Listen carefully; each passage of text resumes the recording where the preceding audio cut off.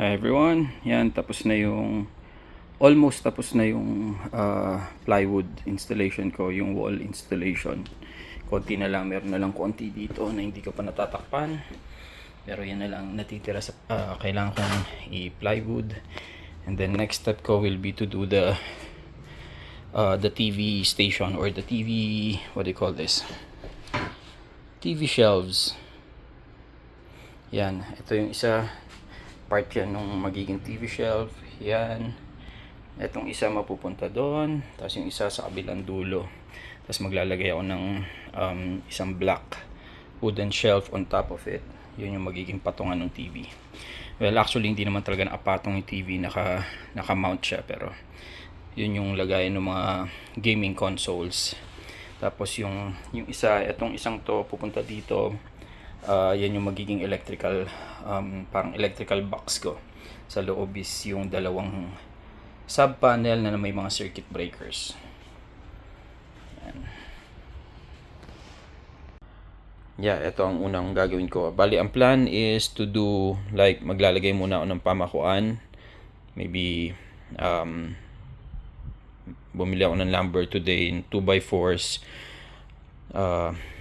I-screw ko dito sa wall na to para may kapitan tong mga cabinets. And then yung mga binili kong floating TV shelf, doon ko rin ikakabit sa mga studs na yon. And yeah, samahan nyo ako sa renovation ko for today.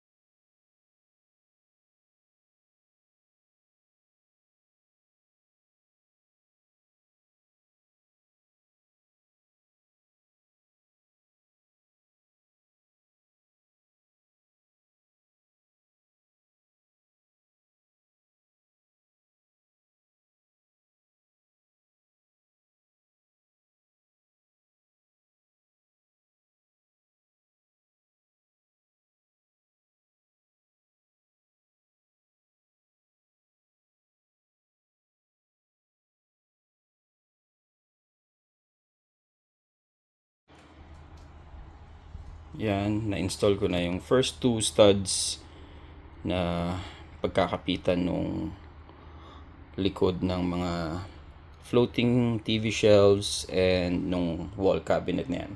Actually, it's not a wall cabinet now. It's a base cabinet now. Pero designed yan for wall. Pero since limited yung height ko, pwede na yan dyan. Yan yung magiging electrical box ko. Tapos maganda yan, nalalak, so hindi ma-access ng mga customers. Yan yung isa sa dulo, yung isa sa kabilang dulo. Yan.